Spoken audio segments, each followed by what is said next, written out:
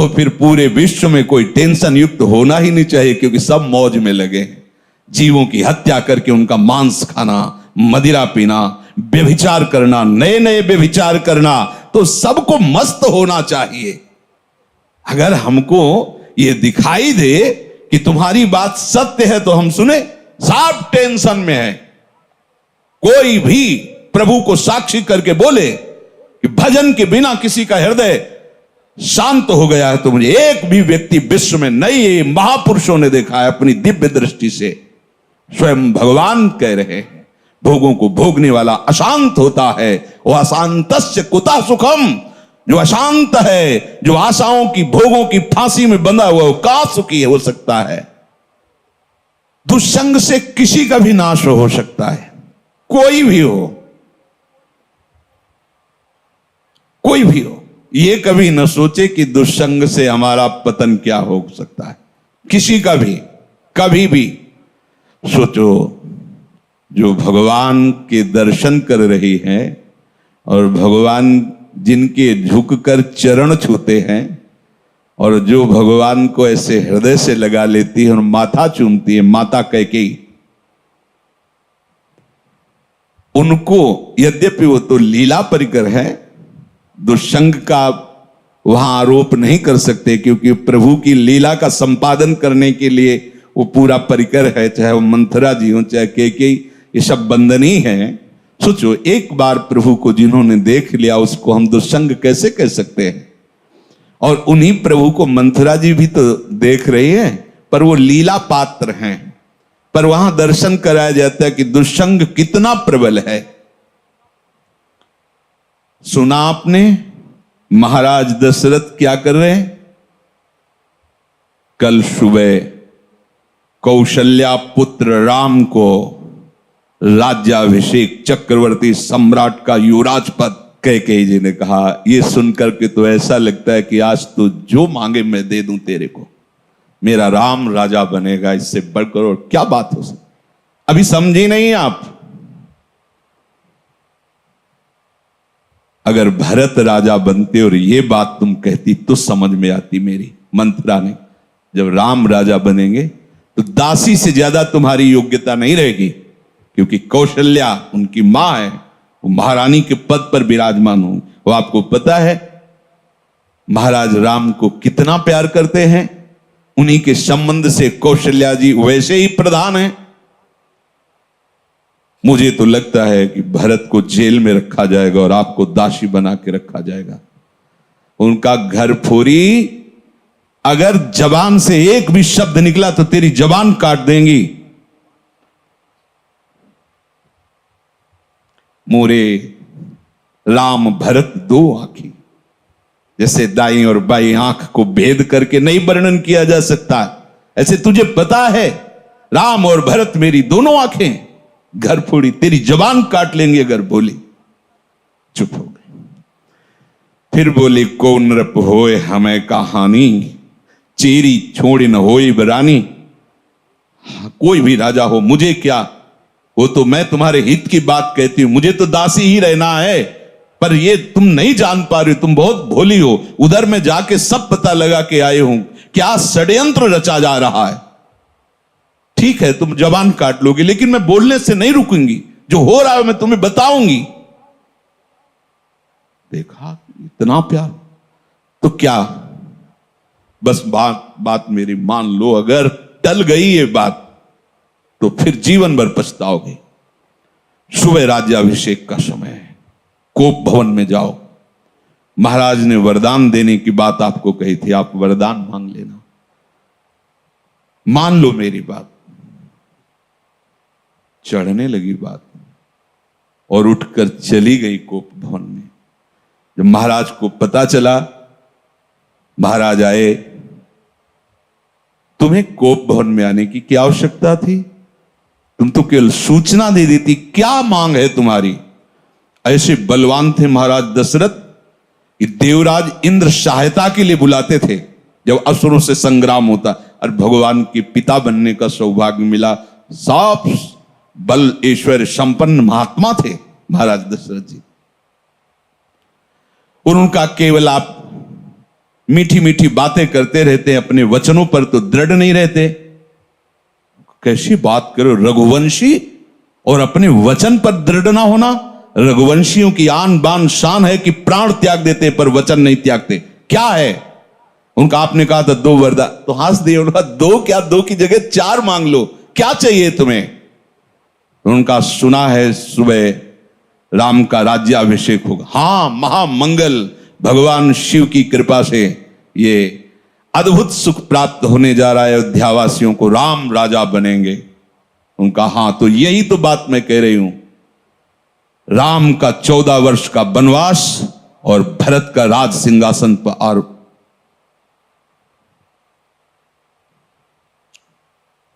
महाराज सोच भी नहीं सकते थे, ऐसी अवाक रह गए, ये क्या?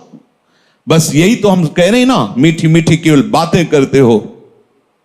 दशरथ जी ने कैकेयी जी के चरणों में हाथ रखा, वर्णन आया है, और कहा मेरे प्राण मांग लो तो देने में मैं हिचकूंगा नहीं, लेकिन राम को वनवास ऐसा मत करो। सुबह होते ही मैं भरत को बुला करके राजगद्दी दूंगा, आप कहोगी तो मैं राम और कौशल्या के साथ एकदम एकांत हो जाऊंगा, पर मेरे राम को वनवास। बस हम यही तो कह रहे थे कि मीठी मीठी केवल बातें। आप एक तरह से मूर्छित हो गए महाराज। क्या हुआ देखो, कितना आनंद मंगल होने वाला था, कैसा कुशंग ने स्वयं कैकेयी जी को भी वैधव्य सहना पड़ा। और जो नेत्रों का परम लाभ है, 14 वर्ष तक उस लाभ से वंचित रहे प्रभु से। दुष्संग हरि गुरु से ऐसे क्षण में अलग कर सकता है। बहुत जैसे सत्संग में सामर्थ्य है कि लौ मात्र का सत्संग स्वर्ग और भोग मोक्ष आदि का त्यागी बना सकता है, तो ऐसे कुसंग भी कम नहीं है। अगर वो सही कुसंग मिल जाए तो परम पद से भी भ्रष्ट करने का वो मार्ग रच सकता है। इसलिए कह रहे कि दुस्संगः सर्वथैव त्याज्यः। किसे हम समझे कि दुस्संग होने जा रहा है? तो शास्त्र कहता है यद्य सद्भिः पथि पुनः शिष्णोदर कृतोद्यमैः आस्थितो रमते जंतुस् तमो विशति पूर्ववत् सत्यम शौचम दया मौनम बुद्धि स्त्रीर्हीर्यशः क्षमा समो दमो भगश्चेति यत्संगाद्याति संक्षयम ते स्वशान्तेषु मूढ़ेषु खंडितात्म स्वसाधुषु संगम न कुर्यात् छोच्चेषु योषित क्रीड़ा मृगेषु च। जो केवल रसेंद्री के स्वाद में और जनेंद्री के भोग में है, उसका कभी भी संग नहीं करना चाहिए। शिष्णोदर कृत्योद्यमई, जिसका सारा का सारा उद्यम केवल 2 इंद्रियों के पोषण में है, अच्छा अच्छा खाने को मिले और भोगने को मिले, सबसे बड़ा कुसंग। ये भगवद वाणी। यद सद्भिः पथि पुनः, सतमार्ग में चल दिया है पर पुनः वो भ्रष्ट हो जाएगा। यद्य सद्भिः पथि पुनः शिष्णोदर कृतोद्यमई, जो केवल अच्छा अच्छा खाने को मिले और भोग भोगने को मिले जनेंद्री से, इतना ही उद्यम है। प्राय देख लो, इतना ही उद्यम है। खूब कमाओ और खाओ और भोगो, बस इतना ही जीवन है लोगों की। बच्चापन से लेकर और मृत्यु तक केवल इतनी ही चेष्टा है, खूब भोग संग्रह करो और उनको भोगो और मर के दुर्गति प्राप्त करो। शिष्णोदर कृतोद्यमई, जिनका उद्यम, जिनका प्रयास केवल 2 इंद्रियों के पोषण में है, ये खाया जाए, ये खाया जाए, ये पिया जाए, ऐसे भोग किया जाए, ये घोर कुसंग है भगवत प्राप्ति के मार्ग में। जो भगवत मार्ग में आगे बढ़ना चाहता है, संगम त्यजेत मिथुन व्रतिनाम मुमुक्षुः सर्वात्मनान विसृजेत बहिरिंद्रियाणि एकश्चरण रहश्चित्तमनंत से युंजीत तद वृत्ति सुसाधुश्चेत प्रसंग। महाराज शौभरी जी अपना अनुभव करके कहते हैं कि यदि भगवत प्राप्ति करनी है तो ऐ मुमुक्षु, कभी मैथुन धर्म से युक्त प्राणियों का संग न करना, क्योंकि मछली के मैथुन को देख करके इनका मार्ग रुक गया और अपने मार्ग से भ्रष्ट हो गए। 50 ब्याह मानधाता की राजकुमारियों से किया। तब लिख संगम त्यजेत मिथुन व्रतिनाम मुमुक्षु, जिसका ये व्रत बन गया है कि मैं जीवन मुक्त होकर भगवान के चरणों की आराधना करूंगा, उसको कभी मैथुन धर्म से युक्त प्राणियों का संग नहीं करना चाहिए। स्पष्ट आदेश है, संगम त्यजेत मिथुन व्रतिनाम मुमुक्षु सर्वात्मनान विसजेत बहिरिंद्रियाणि, अपनी इंद्रियों को बहिर्मुख मत होने दो, अंदर ही अंदर भगवत चिंतन परायण रहो। शिष्णोदर कृत्योद्यमई जो हैं उनसे दूर रहो, जिनका उद्यम केवल रसेंद्रिय और जनेन्द्रिय के पुष्ट करने में है, ऐसे कुसंग का त्याग करो। जो नीच पुरुषों का संग कर लेता है, बड़ा रंग चढ़ता है। अजामिल सात्विक भाव वाला है, उत्तम कुल से है और अपने धर्म का आचरण करने वाला है, और आज भी वो यज्ञ के लिए ही समिधा लेने जा रहा है, लेकिन वहां वन में एक वैश्या के साथ एक धनी शूद्र बड़ी ही मलिनता पूर्वक आचरण करता दिखाई दिया। बस उस हाव भाव और उस चेष्टा को देख करके ये धर्म का त्याग करके और उसी वैश्या में ऐसे आसक्त हुए, केवल भगवान नारायण नाम के प्रभाव से बच गए, नहीं तो ऐसी दुर्गति होती। यम के दूत तो आए ही थे लेने, पुत्र के बहाने से नारायण निकल गया, बात बन गई। एक दृश्य ने अजामिल को धर्म से युक्त निष्ठा वाले को परास्त करके घोर निंदनीय विषयों में फंसा दिया। एक दृश्य ने मछली की मैथुन क्रीड़ा ने महाराज शौभरी को फंसा दिया। ऐसा न समझे कि आप के ऊपर कुसंग का प्रभाव नहीं पड़ेगा। हम देखते हैं एक चेष्टा ने वेश मंत्र मर्यादा सबका त्याग करवा दिया। कुसंग बहुत जोरदार है। अगर सत्संग जोरदार है तो कुसंग भी जोरदार है। अगर देवताओं में दैवी शक्ति है तो आसुरों में राक्षसी शक्ति है। खदेड़ देते, कभी कभी स्वर्ग से खदेड़ देते देवताओं को, भगवान आकर रक्षा करते हैं। ऐसे ही खदेड़ देता है दुस्संग कभी कभी सत्संगियों को, दौड़ा देता, भगा देता है। बहुत बड़ा बल है। ये दुष्ट जन ऐसी प्रेरणा देते हैं। इनके संग से ध्यान दीजिए, सत्यम शौचम दया मौनम बुद्धि श्री धीर यशा क्षमा समो दमो भगश्चेति यत् संगाद्याति संक्षयम। जहां इन दुष्ट पुरुषों का संग मिला, सत्य गया, सत्य मार्ग छूट जाएगा। ऐसा है बहुत। जैसे सत्संग की महिमा है, ऐसे दुस्संग की महिमा है।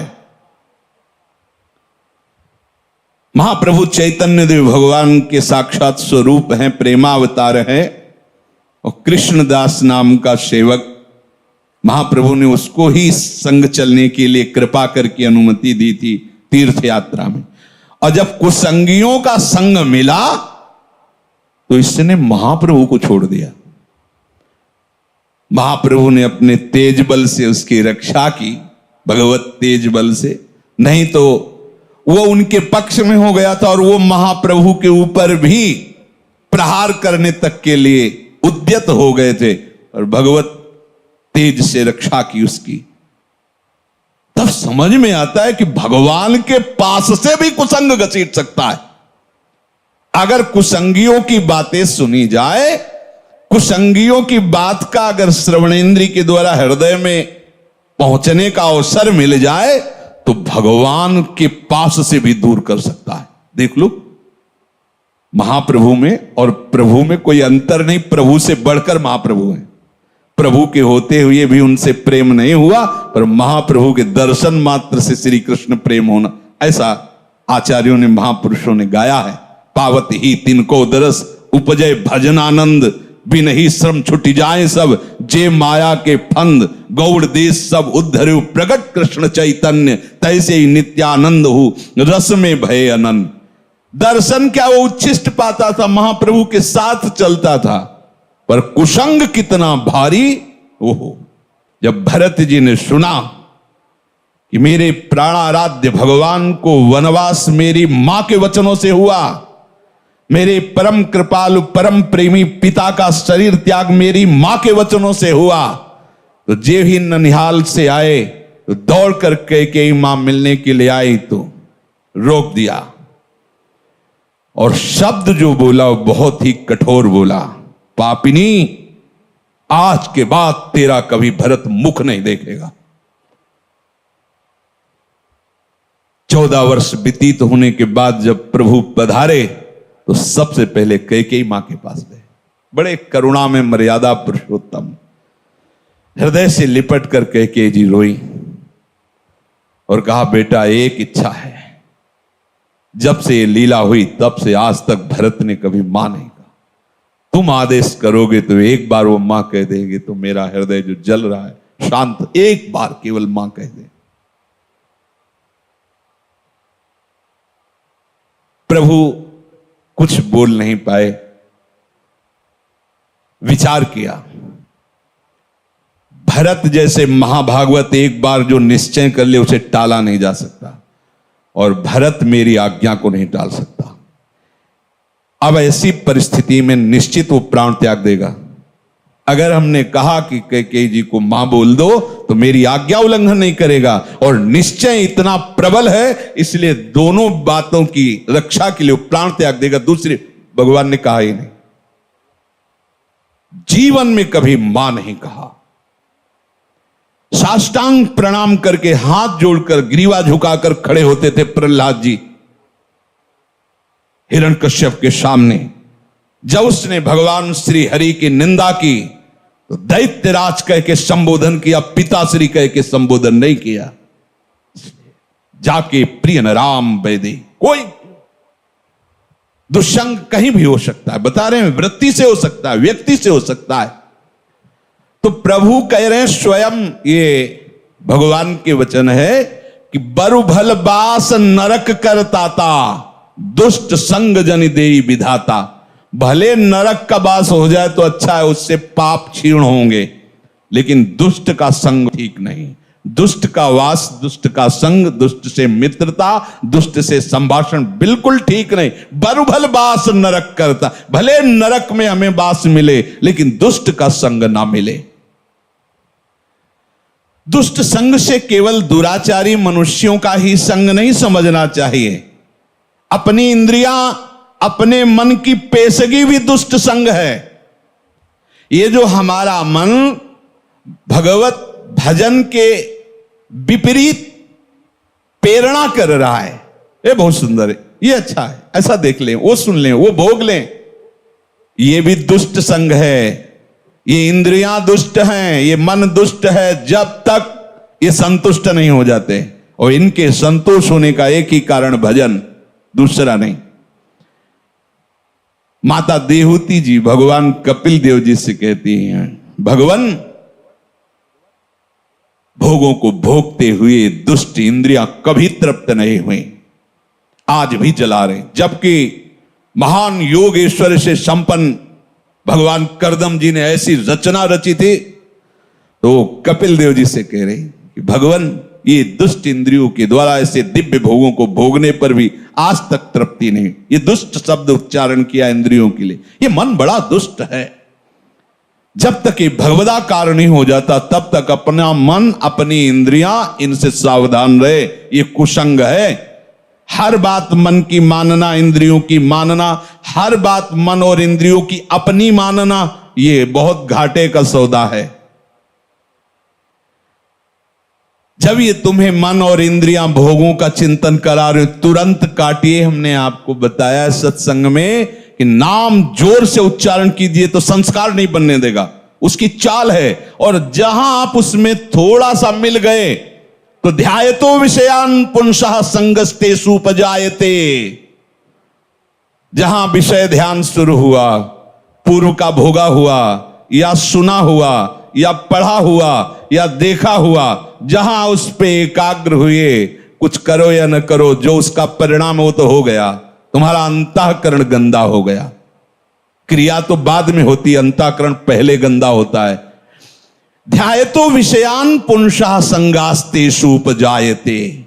जहां विषयों का ध्यान सुखपूर्वक किया, ऐसे से ऐसा हो, ऐसे से, बस वो अंतःकरण को मलिन करके संकल्प बना देगा। और जहां संकल्प बना और संकल्प में बाधा पड़ी, प्रतिकूलता आई, तो क्रोध अपना अधिकार कर लेता है। संगात संजायते कामः, कामात् क्रोधो विजायते, क्रोधात् भवति सम्मोहा, सम्मोहात् स्मृति विभ्रमः, स्मृति भ्रंशात् बुद्धिनाशो, बुद्धिनाशात् प्रणश्यति, सर्वनाश हो गया। इसलिए कल्याण पथ पर, भगवत मार्ग पर चलने वाले उपासक को विषय चिंतन को भी दुष्ट संग समझना चाहिए। विषय चिंतन बड़ा भारी अंदर का दुष्संग है। बाहर से भाग के तो एकांत हो गए, लेकिन अंदर उसे भगाने के लिए नाम समर्थ है। नाम न छूटे तो कोई भी दुष्संग तुम्हारे ऊपर प्रभाव नहीं डाल सकता, आएगा, प्रभाव नहीं डाल सकता। कोई भी दुष्चिंतन अपना संस्कार स्थापित नहीं कर सकता। इसलिए निरंतर नाम जप करते हुए दुष्संग से बचना। जब दुष्संग से बचेंगे तब आपके अंदर भजन भाव की वृत्ति से एकांत स्थान की चाह होने लगेगी। कोई मुझसे मिले ना, कोई बात ना करे, बस चुपचाप निरंतर नाम चल रहा है, वाणी चल रही है। स्वाध्याय अत्यंत आवश्यक है। अगर आप थोड़ा भी हिंदी पढ़ लेते हो तो आपको स्वाध्याय जरूर करना चाहिए। आस्तिकता की आधारशिलाएं, साधक में साधुता, प्रेम दर्शन, श्रीमद् भागवत, श्रीमद् भगवत गीता जी। बिल्कुल संप्रदायवाद की बात मत करो, सीधे जैसा कहें वैसा चलो। इन वाणियों के पढ़ने से तुम्हें समझ में आएगा कि परमार्थ किसे कहते हैं। ये बहुत ऊंची बात है, प्रेम की बातें, प्रेम की ऊंची ऊंची करते हैं, और बस स्थिति कहां है अपने अपने हृदय की देख लो। हमें स्थिति चाहिए, बातें नहीं। बातों से पेट नहीं भरता, बातों से प्रीति नहीं होती, स्थिति चाहिए। जब तक आप सिद्धांत को नहीं समझोगे तब तक बातें ऊंचे सहचरी भाव की, गोपी भाव की, सखा भाव की, और स्थिति नहीं है एक साधारण धर्म की। जो व्यभिचारी है, जो मनमुखी है, जो स्वेच्छाचारी, वो कौन से भाव में बैठा है? देह भाव में। देह भाव का तो पूरे संसार में ही प्रचार प्रसार हो रहा है। देह भाव ही तो दुर्गति का कारण है। अब उसके उपासक के हृदय में जो दुस्संग से सर्वथा बच रहा है, भीतर और बाहर से, तो विविक्त स्थानम सेवते। जैसे आप यहां बैठे हो, आप एकांत में हो, एक के सिवा कोई चर्चा नहीं, एक के सिवा कोई गान नहीं, एक के सिवा कोई सेवा नहीं, एक के सिवा कोई वार्ता नहीं, उसे एकांत कहते हैं। एकांत का मतलब किसी कमरे में या गुफा में बैठ जाना नहीं।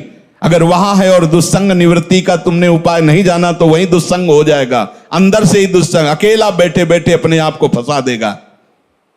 और इतनी सभा बैठी, इस समय सब कहां हो? केवल सत्य में हो। सत्य ही वो एक है, और उसी एक में स्थित रहना एकांत कहते हैं। एक के बाद और कोई स्मृति ना ना, उसे एकांत कहते हैं। और एक ही वो परमात्मा है। एको हम बहुश्यामा, वही बहुत रूपों में, यही जान जाना, संसार से मुक्त हो जाना है।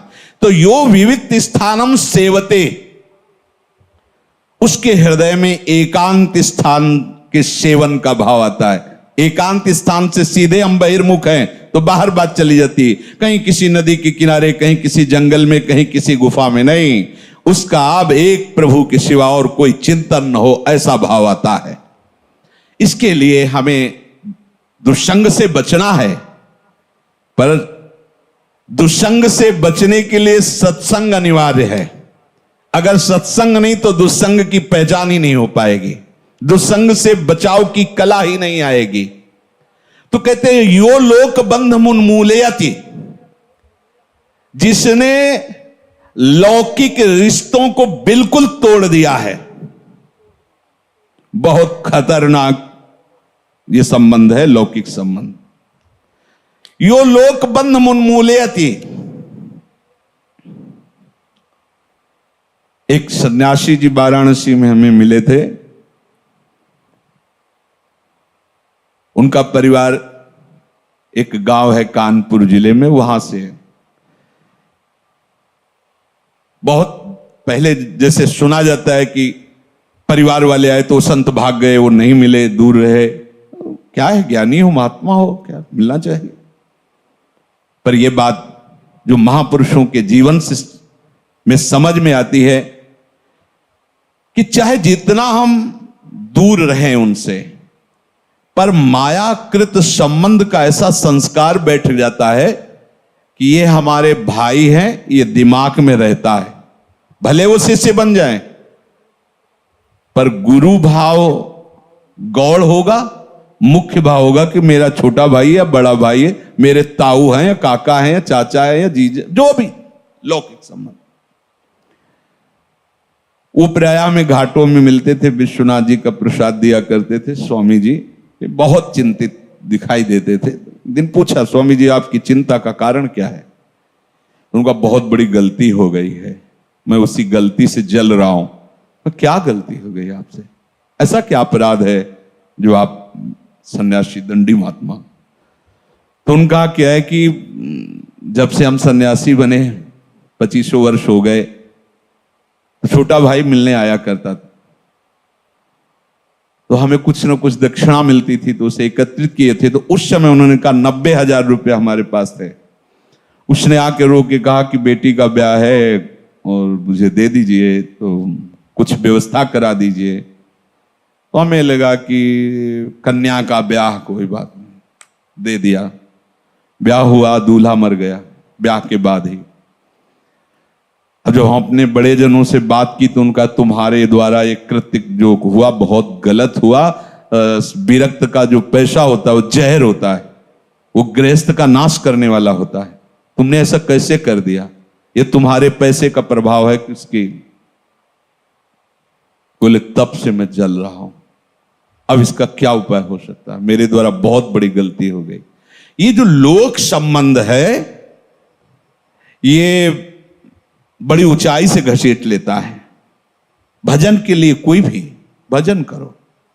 पुराने गंगा किनारे आश्रमों में जो संत जन रहते थे, हमने देखा कि उनके जब घर के लोग मिलने के लिए आते तो ऐसे बाहर आकर के बुरगुज होते हैं ना गंगा के किनारे से, घाट के जो ऐसे चबूतरा, उनमें बैठ जाते ऐसे और कहते कि देखो भाई, हमारे यहाँ कुटिया का गुड़ भी मत खाना, क्योंकि गांव में गुड़ ही आदि ही रहता। गुड़ भी मत खाना, जो लाए हो पाना और गंगा जल पीना, चले जाना।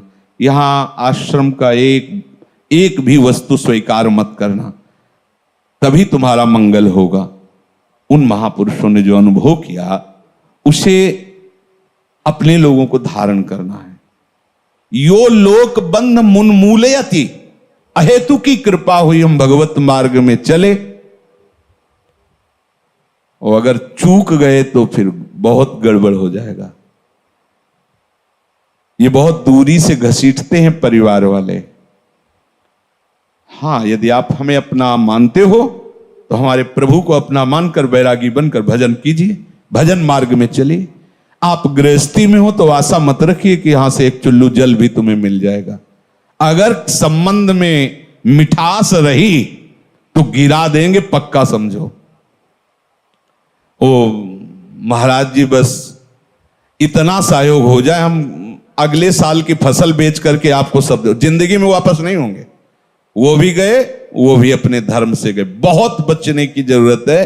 कहीं ना कहीं हमारे अंदर ये रहता है कि ये मेरे भाई हैं, कहीं ना कहीं रहता है हमारे पिता हैं, ये हमारी माता है। और जब वो अपनी गाथा गाएंगे आके, तो कहीं ना कहीं जो मोह का प्रभाव सत्संग से दबा था वो प्रकट हो जाएगा।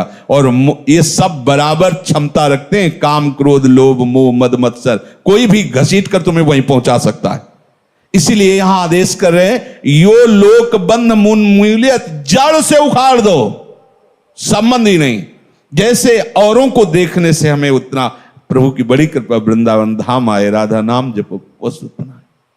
अगर ये कि ये मेरे और विशेष तो भगवत संबंधी होना चाहिए। नाते नेह राम के मनियत, सुहृद सुसेव्य जहां लो। अगर शरीर संबंध विशेष है तो अभी तुम शरीराभिमानी हो, विशेष तुम्हारे लिए वही हो गया। अगर भगवत भाव में हो तो भगवत भक्त विशेष होगा, ना कि शरीर संबंध विशेष होगा। ये अंदर देखने की बातें हैं, बाहर की नहीं। जो लौकिक समस्त बंधनों को जड़ से उखाड़ के फेंक देता है, इसमें लिखा है मुन्मूलयति, जड़ से उखाड़ फेंकना, कोई संबंध नहीं। ये शास्त्र हमें मुक्त करने के लिए कृपा करके वर्णन करता है। वही गुरु शासन कृपा करके होता है। आप ऐसे बात नहीं करोगे, आप ऐसे, अगर मिलना है तो आप हमसे पहले अनुमति लीजिए और कई मिनट मिलेंगे और यहां मिलिए, यही बात। इसका मतलब क्या है? तुम कोई बहुत बड़ी उनके लिए सुख वाली वस्तु थोड़ी हो कि तुम चले जाओगे तो उनका सुख चला जाएगा। नहीं, तुम्हारे सुख के लिए तुम्हारे लिए विधान बना, नहीं, ऐसा नहीं। हां, वो अपनापन रखते हैं, देख ले तुम जीवित हो, स्वस्थ हो, भजन परायण हो, बस दूर रहो, तो तुम्हारा भी कल्याण हो जाएगा और उनका भी कल्याण हो जाएगा।